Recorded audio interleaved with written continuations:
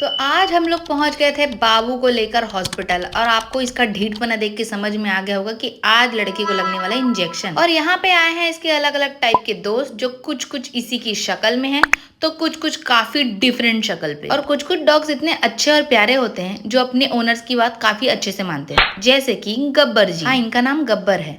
और हाँ, हम लोग वेट कर रहे थे कि हमारी बारी कब आएगी।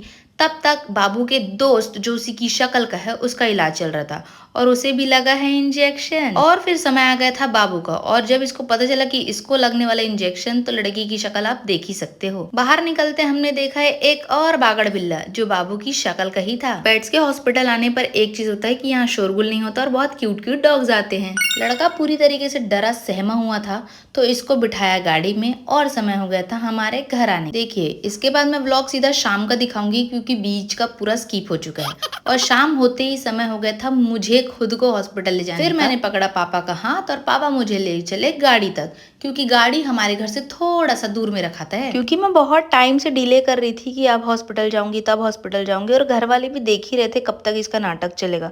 फिर फाइनली उनको पता चला कि लड़की को दर्द बर्दाश्त नहीं हो रहा है, तो ये लोग मुझे ले चले हॉस्पिटल। और फिर हमने सीधे रास्ते को छोड़कर घुमावदार रास्ता चुनकर फाइनली हम निकल पड़े हॉस्पिटल के लिए। और पता नहीं क्यों मेरे आंखों से बार बार आंसू आ रहा था, तो मैं अपने आंसू को बार बार पोंछ ही रही थी और अपने दुख तकलीफ को दबाए रखकर मैं पहुंच गई हॉस्पिटल। देखिए, भले ही आप अपॉइंटमेंट लेकर आएंगे पर फिर भी आपको डॉक्टर्स वेट कराएंगे।